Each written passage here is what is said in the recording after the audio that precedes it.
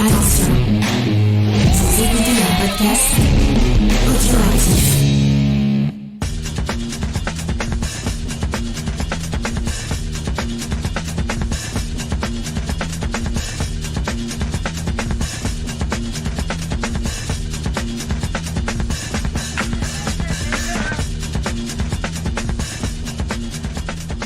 Salut à tous et bienvenue dans le podcast des réfracteurs, ici Spike pour vous servir. Et aujourd'hui, puisqu'on est autour des fêtes de Noël, on a décidé de faire se croiser pour la première fois le podcast des réfracteurs avec le Kids Corner. Et j'ai donc pour m'accompagner mon acolyte Tsuyu. Comment tu vas Tsuyu ? Bah bien et toi ? Bien, merci. Alors ensemble, on a vu un film à l'occasion des vacances, un film de Noël, puisque c'est le Disney qui est actuellement en salle de cinéma. C'est Encanto, la fantastique famille Madrigal. Tu n'as pas l'habitude puisque c'est la première fois que tu viens, mais désormais, on annonce aux gens comment on a vu le film, et là, on l'a vu par nos propres moyens, au cinéma donc. Et pour vous faire la petite fiche technique, c'est un film qui est réalisé par Jared Bush, Byron Howard et aussi co-réalisé par Caris Castro-Smith, dans lequel on retrouve Stéphanie Beatrice dans le rôle principal, celui de Mirabel, ainsi que Maria Cecilia Botero dans le rôle de son abuela, sa grand-mère donc, et aussi un acteur que j'aime tout particulièrement, alors tu ne le connais pas toi Tsuyu, mais c'est John Leguizamo qui joue Bruno. Alors avant tout, est-ce que tu as été contente de découvrir ce film ? T'as dit que c'était un film de Noël, mais en fait c'est pas trop un film de Noël. Enfin, c'est peut-être parce qu'on l'a vu dans la période de Noël que t'as dit ça. Mais... Oui, je le dis parce que Disney a l'habitude de sortir des films à chaque Noël, mais c'est vrai que dans l'esprit, ça n'est pas du tout un film qui est rattaché aux fêtes de Noël, tu as raison. C'est simplement ce qu'on appelle le Disney de Noël. Tu en connais d'autres d'ailleurs, des Disney de Noël ? Qui sont sortis à Noël ? Ouais. Soul ? Ouais, c'était un Pixar, mais c'est vrai qu'il était distribué par Disney. Bah, il y a les deux Reines des Neiges, donc la Reine des Neiges 1 et la Reine des Neiges 2. Voilà, et puis moi par exemple, c'est vrai que quand j'étais petit, il y avait par exemple, je sais pas moi, Aladdin, le Roi Lion qui sortait autour du mois de décembre. C'est une habitude. Ouais. Alors, est-ce que tu veux que je fasse le petit résumé ? Oui, vas-y. Alors en fait, on est plongé en Colombie. C'est l'histoire d'une famille, donc la famille Madrigal qui fuit, on va y revenir, mais qui fuit une espèce de dictature qui va frapper leur village. Et donc au cours de leur fuite, alors qu'ils sont poursuivis par des terribles cavaliers, tu l'as noté je crois d'ailleurs, on reviendra là-dessus oui. Comme je l'ai dit. Au cours de leur fuite, en fait, ils vont se réfugier dans un monde magique et grâce à une bougie magique qui va leur offrir une nouvelle maison autour de laquelle va se construire un village. Et la particularité de cette famille Madrigal, c'est que arrivé au début de l'adolescence, on va dire, chaque membre de cette famille, à la suite d'une cérémonie, se voit conférer des pouvoirs magiques. Par exemple, il y en a une qui a une super force, il y en a une autre qui fait pousser des fleurs comme ça, enfin voilà, toute une série de pouvoirs magiques, sauf un personnage qui, lui, n'en a pas. C'est le personnage principal de Mirabel, et justement, ça va être tout l'axe de réflexion du film, j'ai envie de dire. Pourquoi ce personnage n'a pas de pouvoir, comment vivre quand elle n'en a pas, et puis aussi comment faire profiter de ses pouvoirs aux autres membres du village, ça aussi on reviendra dessus. Ça te va mon résumé ? Ouais. Alors je te propose, en fait, pour expliquer à nos auditeurs, d'habitude lorsqu'on fait des Kids Corner, on s'enregistre, on ne diffuse pas nos enregistrements, mais cette fois on a eu envie de faire le test, parce qu'en fait j'ai écouté un autre podcast, c'est le podcast du Dr Zaius, qui fait lui aussi par moments des petites pastilles audio avec son fils. Donc j'ai jamais dialogué avec lui, mais je lui passe un bonjour, parce que c'est lui qui m'a donné envie de le faire avec toi aujourd'hui. Et puis on va essayer ensemble de réfléchir autour de ce film. Et donc, comme d'habitude pour nos débriefs, je te propose d'aller des choses les plus évidentes, l'esthétique du film, et ensuite d'aller vers les thèmes plus profonds. Est-ce que tu te sens d'attaque ? Ouais. Alors qu'est-ce que tu as pensé donc de cette esthétique du film ? Comment tu la qualifierais ? Dans quel univers on baigne ? Alors déjà, on est en Colombie du coup. Oui. Et si tu parlais des images aussi, je pense. C'est ça. Qu'est-ce que tu as pensé de la patte graphique du film ? Alors les images, elles étaient très belles parce que déjà, il y avait beaucoup de détails, donc c'était bien détaillé. Mm-hmm. Et aussi parce que c'était coloré. En même temps, c'est les trucs un peu genre la Colombie, le Mexique, tout, c'est plein de trucs colorés comme ça. Donc, l'Amérique latine. Ouais, voilà, le latino un peu. Voilà. C'est coloré, du coup, c'était joli, c'était bien détaillé. Plein de choses en fait comme ça, mais c'était bien fait. C'est vrai qu'il y a beaucoup de couleurs. Et est-ce que ça t'a évoqué peut-être un autre film de Disney ou de Pixar ? Tu vois duquel je parlais ? Oui, de Coco déjà, parce que c'était bien détaillé aussi. Et c'était vraiment très coloré, et puis c'est aussi de l'Amérique latine. Voilà, on retrouve un peu des éléments, on peut pas dire les mêmes éléments parce que c'est pas les mêmes pays, mais des éléments qui sont assez voisins. Donc c'est un Ils univers sont qui est assez, ouais, ressemblants, tu veux dire. exactement, qui sont assez ressemblants. Donc c'est un univers où quand même tu avais déjà été légèrement initié par ce qu'avait fait Coco. Oui, d'ailleurs, on en a fait une critique. D'ailleurs, on en a fait une critique, c'est bien. Tu fais notre auto-promo, parfait. Toujours pour évoquer les choses les plus esthétiques, qu'est-ce que tu as pensé de la réalisation? Je pense notamment aux scènes musicales, par exemple. Ah bah déjà, on peut dire que c'est un genre de comédie musicale. Enfin, c'est pas une comédie musicale, mais c'est un film assez musical, on va dire. Voilà, c'est la tradition des films Disney où ça chante beaucoup. Et justement, c'est pour ça que j'ai bien aimé, parce que les chansons, en fait, elles donnaient des morales, d'ailleurs. Ah oui? Ouais, il y a des morales dans les chansons. Ah bon, lesquels, par exemple?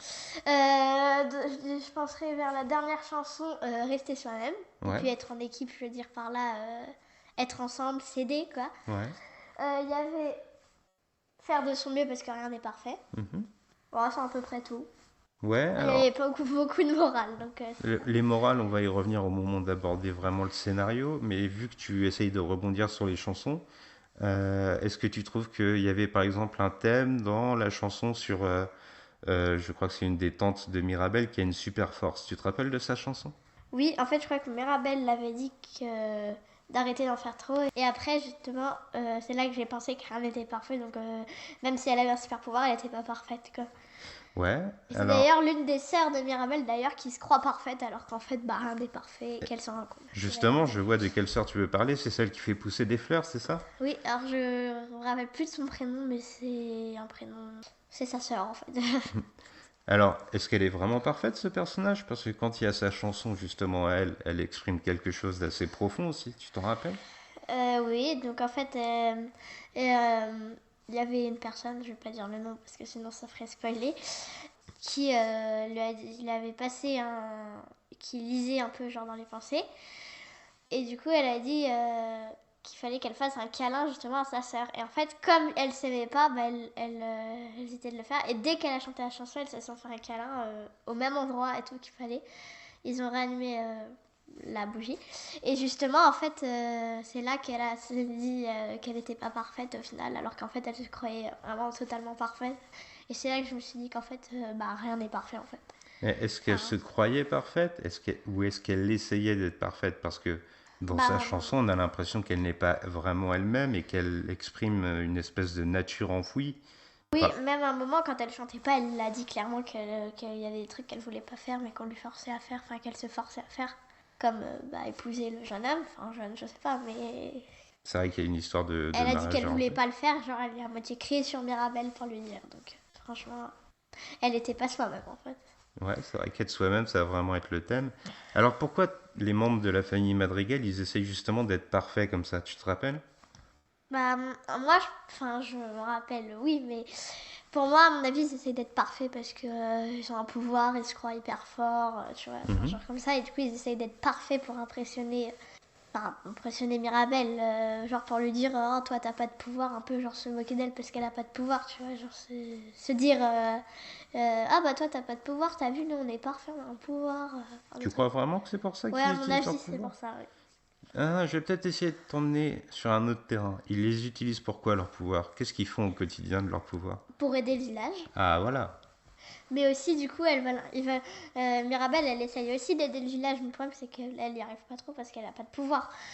Et justement, en fait, c'est ça que. D'ailleurs, c'est pour ça que sa sœur, celle qui fait des fleurs, dont je me rappelle toujours pas le nom C'est d'ailleurs, pas grave.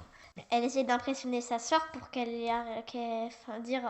enfin, en fait, je crois que celle qui fait des fleurs, en fait, elle aide pas trop le village, genre elle se la pète un peu plus, je dirais. Ah, tu crois? Mais genre celle qui a beaucoup de force, là, qui arrive à tout soulever, elle, on voit qu'elle aide bien le village, qu'elle a envie de le faire. Mais le truc, c'est qu'en fait, du coup, bah, elle impressionne les autres et que Mirabel, en fait, elle en a marre d'attendre un pouvoir alors qu'elle sait qu'elle en aura pas. Alors justement, ils aident le village et on a l'impression que quand ils aident le village, on revient à ce que tu disais, ils ne sont plus eux-mêmes et ils n'expriment pas leur nature profonde. Est-ce que tu trouves que c'est un des thèmes du film, ça? Oui, parce que bah, déjà, il y avait la morale de rester soi-même. Donc déjà, si tu dis qu'ils n'expriment pas leur nature profonde, oui, c'est sûr que là, c'est... Alors, je vais revenir au début du film. On l'a dit, ils ont fui leur village en Colombie parce qu'il y a des cavaliers, c'est comme ça que tu les as dit, c'est vrai que c'est des 4 personnages à cheval qui sont représentés. Non, moi, je disais plutôt chevalier, mais c'est vrai que c'est plus des cavaliers. Voilà. Il y a 4 cavaliers qui débarquent et qui mettent le feu à leur village. Est-ce que le fait que cette famille elle est obligée de fuir et qu'elle essaye de trouver un nouveau foyer, ça t'a fait penser à des choses du monde qui nous entoure dans la réalité? Alors oui, justement, c'est quand ils ont brûlé un village et que justement, en fait, cette histoire dans le film, elle se passe en Colombie. Bah, dans des pays, en ce moment, quoi, il y a la guerre dans certains pays. Donc du coup, en fait, à mon avis, comme c'est un film vraiment tout nouveau, ils ont faire signe vers la vraie vie un peu. Tu crois qu'ils ont fait un parallèle? Moi, je trouve Ouais, aussi. voilà. Je suis assez d'accord avec toi. Alors, je rebondis aussi là-dessus, et puis on va aussi le relier au personnage de l'oncle de Mirabel, Bruno. Est-ce que c'est un film qui est toujours coloré, pétillant, ou est-ce qu'il y a aussi un autre aspect par moment? Alors oui, il y a un autre aspect, c'est l'aspect un peu mort, justement, en revenant sur Coco, c'est sombre. Ouais. Quand Mirabel va voir Bruno, justement, c'est sombre. Elle se fait enfermer à des endroits et il y a même des moments un peu, elle est en colère ou elle est triste de voir ce qui se passe, tout un peu. C'est sombre à un moment et là, c'est là que ça fait un peu référence à Coco. Est-ce que Encanto, c'est un film qui est toujours positif, ou est-ce qu'il fait un peu instaurer des sentiments un petit peu plus obscurs? D'autres sentiments un peu plus obscurs, je dirais qu'il y a quand même pas mal de colère et de tristesse comparé à la joie, il y en a un petit peu moins quand même. Ouais. Quand les murs se fissurent, par exemple, c'est très souvent, donc du coup, il y a plus de la colère. Surtout vers la fin, il y a beaucoup de colère, de tristesse. Mais il y a des moments, oui, c'est de la tristesse, mais c'est plus vers le début, la joie, je dirais. Est-ce que tu veux essayer un peu d'interprétation? Interprétation, genre, tu veux dire quoi par là? Parce que... Est-ce que je vais te donner un élément, je vais essayer de faire un parallèle et tu vas me dire si tu es d'accord avec moi. Ok, vas-y. Est-ce que tu trouves déjà, première question, que la famille de Mirabel, elle est unie? Alors, oui, je dirais qu'elle est unie, mais c'est la mamie, justement, qui essaye un peu, que Mirabel se soit exclue, en fait. Donc, elle n'est pas très unie, en fait. J'ai l'impression qu'il en manque une, tu vois. Et alors, du coup, les fissures de la maison, est-ce que ce serait pas un peu les fissures qu'il y a dans cette famille? Oui, je pense, ouais. Tu penses? T'es d'accord Ouais. avec moi? Ah, tu vois, si on réfléchit un peu au film, on trouve toujours des petits éléments comme Oui, ça. c'est vrai. Ouais, mais le problème, c'est qu'il n'y a qu'une personne qui est exclue. Donc, si par exemple c'était moitié-moitié, ça aurait peut-être été plus logique. Mais il y en a qu'une qui est exclue, mais en même temps, les autres, on l'a dit, elles peuvent pas être elles-mêmes. Et c'est un peu Ouais, cette grand-mère, l'abuela, qui les force à faire des choses qui n'est pas toujours en accord avec leur personnalité. Oui, c'est vrai. Alors, qu'est-ce que tu as pensé de l'abuela, justement? Alors, je dirais qu'elle est quand même pas mal sévère. Ouais.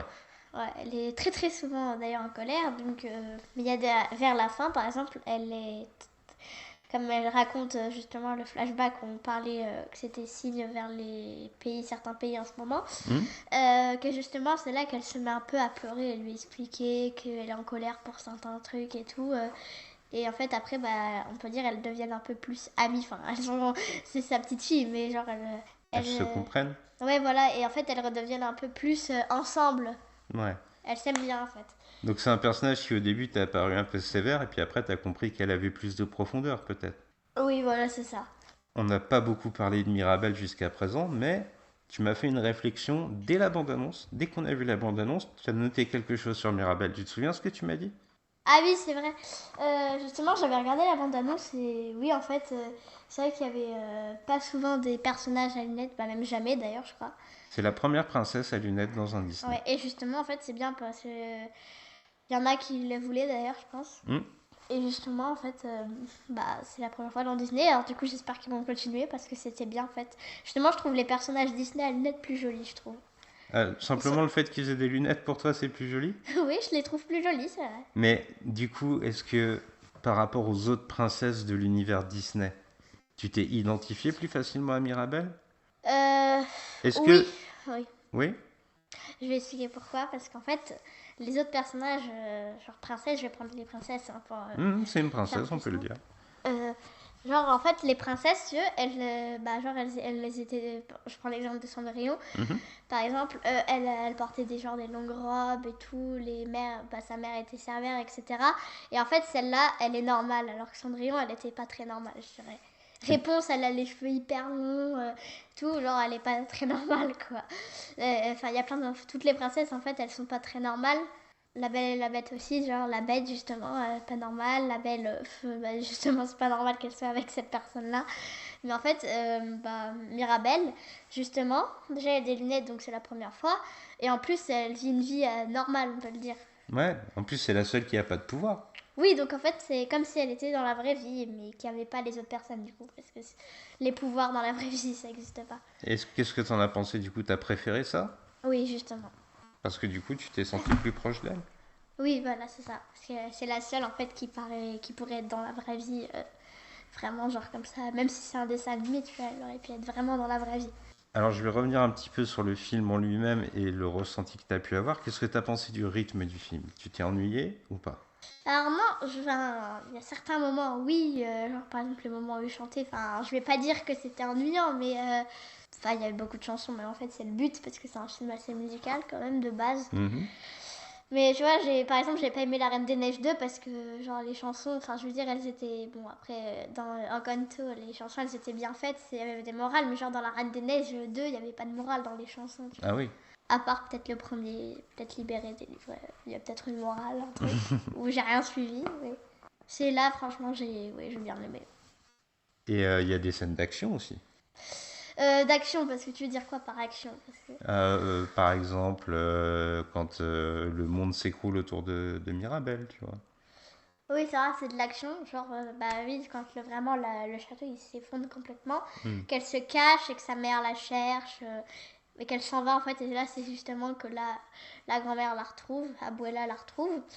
Et que là, en fait, elle explique un peu le flashback et tout. Voilà, c'est un peu de l'action, je dirais. Surtout quand ça s'effondre, c'est de l'action, quoi. Et cette action-là, elle t'a plu? Oui, enfin, j'aurais pas aimé qu'il s'effondre, mais. Alors il y a un personnage, moi, il m'a interpellé, c'est Bruno. Parce que Bruno, il est complètement exclu de cette famille, et on dit même dans le film, il y a même une chanson pour ça, on dit on ne doit pas parler de lui. Ah oui, ça, qu'ils disent qu'on ne doit pas parler de lui. Et d'ailleurs, ils expliquent pourquoi, donc je vais essayer d'expliquer couramment quand même, parce que si je raconte vraiment Courtement. tout, ouais, voilà, courtement. En fait, Bruno, il a été exclu, enfin, il s'était un peu comme Mirabel. Enfin, lui, il a un pouvoir, Bruno. Ouais, il voit l'avenir, mais il voit que des mauvaises choses. Voilà, et en fait, du coup, comme il voyait des mauvaises choses, un peu tout le monde l'exclut. Ils l'ont exclu un peu de la famille, et en fait, sa chambre s'est éteinte. Et du coup, il était tout seul, etc. Et d'ailleurs, il a eu peur de Mirabel à un moment parce qu'il ne la connaissait pas, il l'a jamais vue. Il y avait quelqu'un qui voyait Chauve, par exemple. Quand le château s'est effondré, par exemple, c'est vraiment arrivé. C'est tous les trucs qu'il voyait de mauvais. Quand le château s'est effondré, en fait, c'est arrivé. Mais quand ils en ont refait un, du coup, c'était revenu normal. Est-ce que tu penses que dans une famille, si quelqu'un est différent, il faut l'exclure? Non, justement, il faut essayer de bien être avec lui, de lui proposer, pas essayer d'être comme nous on est, mais genre lui dire que c'est bien d'être différent, quoi. C'est pas que tout le monde est différent, quoi. Alors je reviens sur le fait qu'ils aident le village. Il y a le fait qu'ils aident, ils sont très altruistes, Ouais. quand même, ça on peut le dire. Oui, Et en même temps, ils en souffrent un peu parce que tout le monde leur demande plein de choses et eux, ils n'ont pas le temps d'être, comme tu disais. d'être soi-même. Ouais. Alors justement, tu trouves que le film, il réussit à donner un peu l'équilibre qu'il faut entre aider les autres et penser un petit peu à soi par moment? L'équilibre, faudrait qu'il pense plus à soi que tout le monde au village. Enfin, c'est bien d'aider le village, je veux dire, mais ils pensent trop au village, justement. Ils pensent même plus à eux-mêmes. Enfin, c'est vrai qu'on dit souvent d'arrêter de penser que à nous et d'aider les autres, mais en fait, au final, c'est aussi bien de penser à nous. Ouais, il faut Parce que, pouvoir ouais. exprimer sa personnalité, c'est ça que Parce tu que veux là, dire? on voit qu'ils pensent même pas à eux, en fait. Ils préfèrent largement le village qu'eux, au final. Ouais. Il y a un truc qui est relié à ça, il y a le fait que la sœur de Mirabel qui fait pousser des fleurs, on essaye de la marier avec quelqu'un. Oui, mais elle a pas envie de le faire, justement, et elle faisait croire qu'elle avait envie. Les mariages forcés, tu sais que c'est quelque chose qui a existé et qui continue d'exister. Oui, c'est dans certains pays, oui, ça existe encore. Mhm. Mais ça existait vers le Moyen-Âge, même d'ailleurs la dernière époque, juste avant l'époque contemporaine. Ça existait encore, je crois. Ouais. Mais maintenant, ça n'existe plus. Depuis qu'on a changé d'époque, qu'on a l'époque contemporaine, en fait, ça n'existe plus. Ouais. Et alors du coup, ça t'a interpellé cet élément du récit? Justement, j'ai repensé à ce qu'on apprenait à l'école, justement, que à l'époque, il y avait les mariages forcés. Et justement, j'ai repensé à ça. Je me suis dit qu'au final, c'est pas plus mal qu'il n'y ait plus les mariages Ouais. forcés. Bah oui. Parce que tu vois, même si je l'étais enfant, genre, imagine, il y a quelqu'un, il veut se marier avec une certaine personne, mais du coup, il se marie avec une autre personne. Hmm. Mais au final, du coup, c'est pareil pour l'autre. Par exemple, c'est un garçon et une fille, ils voulaient se marier ensemble, mais il est obligé de se marier avec une autre personne. Au final, heureusement que je suis pas adulte, j'étais pas adulte à ce moment-là, parce que sinon, j'aurais même pas voulu me marier en fait. Ouais. Donc t'es contente qu'on ait plus de liberté maintenant. Oui, justement, c'est bien d'être libre. Et j'ai l'impression que c'est un peu ça le message du film. Apprendre à être libre, non? Ouais. Alors toi, personnellement, est-ce que t'as des super pouvoirs? Non. Non, t'en as pas. Enfin, au fond de nous, on peut penser qu'on en a. Par exemple, il y en a, je sais pas trop comment expliquer, ils sont super forts en escalade. Ils peuvent avoir l'impression que c'est un super pouvoir d'être hyper fort en escalade, tu vois. Ouais. En fait, au fond de moi, des fois, je pense que j'ai un super pouvoir, mais en fait, c'est pas vrai, je le sais. Mais on peut imaginer ça pour se dire qu'on est fort et plus, être content dans la vie. Tu vois, se dire, on a un super pouvoir, on est content. Ouais, on va aller autour de cette idée. Est-ce que des fois tu te dis que les autres enfants autour de toi, ou même les adultes, eux ils sont forts dans tel domaine, ils sont forts dans un autre domaine, ils sont forts là-dedans. Et toi, est-ce que tu te sens un petit peu moins forte que les autres des fois? Alors, niveau sport, oui, ça peut arriver parce que par exemple, il y en a plein. Je suis asthmatique par exemple, moi, donc en sport, en général, je fais quelques pauses de temps en temps, même à l'école d'ailleurs. Donc en fait, je me suis dit, des fois, je me dis, eux, ils peuvent continuer, mais moi, en fait, je fais souvent des pauses. Du coup, je me dis qu'au final, eux, ils sont un petit peu mieux que moi parce qu'ils sont pas asthmatiques comme moi. Du coup, ça arrive des fois que je pense à ça, mais après, dans les autres domaines, je me dis qu'au final, tout le monde est pareil. Même s'il y en a, ils ont 20 sur 20 en maths et qu'il y en a qui ont 15, tu vois, ça change rien au final. Et du coup, je reprends ton exemple du sport, parce que c'est quelque chose où tu es un petit peu moins forte, comme tu l'as dit, parce que tu es asthmatique. Ouais. Est-ce que le film, il t'aide à te dire, ok, ils sont peut-être forts dans ce domaine-là, mais moi j'ai d'autres choses, j'ai d'autres qualités, je suis comme Mirabelle, je suis peut-être pas parfaite, j'ai pas un super pouvoir comme ça, mais ça veut pas dire que j'ai pas le droit d'exister. Voilà, oui, exactement. D'ailleurs, en ce moment, je fais un sport. Et justement, en ce moment, j'ai moins de mal à courir. En fait, je cours super vite et je fais jamais de pause. Donc au final, je me dis que je m'améliore à force de courir, de m'entraîner. Au final, j'ai l'impression de ne plus être asthmatique et de m'améliorer en course. Ah, c'est intéressant ce que tu dis, parce que ça aussi c'est un message du film. Le fait que Mirabelle, elle a pas de pouvoir, mais elle essaye d'aider. Elle est toujours en train d'essayer de faire partie de sa famille, qui l'exclut un petit peu, mais aussi d'aider les autres personnes du village de la manière dont elle peut. Est-ce que c'est pas ça pour toi le message du film vraiment? Du coup, il y a deux messages, comme le message que tu as dit tout à l'heure d'ailleurs. Justement, d'essayer d'être soi-même, mais aussi du coup d'essayer de s'améliorer, parce que ça se trouve. Alors imaginez, il y a un Encanto 2.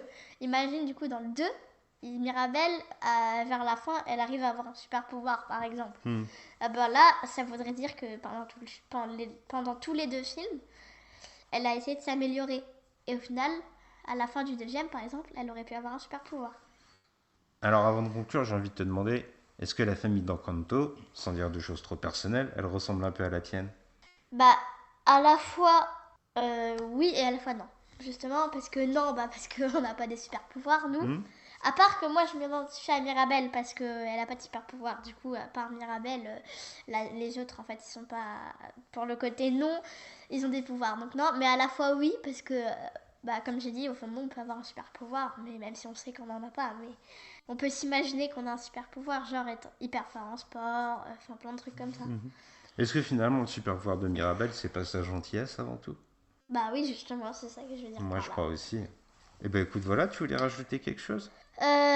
Sur le fait, justement, par exemple, Bruno, donc il a un côté très obscur. Ouais. Et justement, c'est pour ça que ça m'a fait penser à Coco, du coup. Parce que dans Coco, c'est coloré, mais par exemple, il y a le monde des morts, donc ça fait un petit peu un côté obscur, même si c'est encore coloré. Donc ça fait un petit côté obscur, en fait. Donc tu fais un vrai rapprochement finalement entre Coco et Encanto, donc moins dans sa forme graphique. Mais est-ce que toi, ça te fait penser par exemple à un autre film, à part Coco? Il n'y a pas d'autres films que tu... Un film d'animation? Genre un Disney ou même un film à part les Ghibli, parce que je pense pas qu'il y ait des trucs Bah, assez rapprochés. tu sais, finalement, dans l'univers des films Disney, le fait d'explorer l'Amérique latine, c'est des choses qui sont venues avec Coco. Avant, enfin, moi, de mémoire, j'ai pas vraiment d'autres Disney en tête qui se passaient dans cette partie du monde.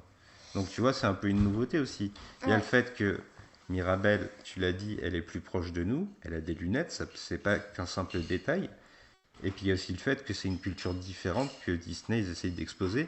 Mais tu sais, c'est un peu comme Vaiana. Quand Vaiana s'est sorti, la culture de l'Océanie, ça avait jamais été vraiment exploré dans les Disney. Donc c'est peut-être Disney qui décide d'élargir un peu plus son horizon, tu crois? Ouais, c'est vrai. Et est-ce que c'est bien la différence du coup? Bah oui, parce que après, rien. Enfin, il n'y a pas beaucoup de choses qui sont pareilles. Enfin, dans certaines choses, oui, mais c'est rare quoi qu'il y ait des choses vraiment pareilles. Alors est-ce qu'on n'essaierait pas de retenir ça du film finalement? Le fait qu'être différent, que ce soit dans la culture ou dans les personnes, bah, c'est quelque chose d'intéressant et d'enrichissant, non? Ouais.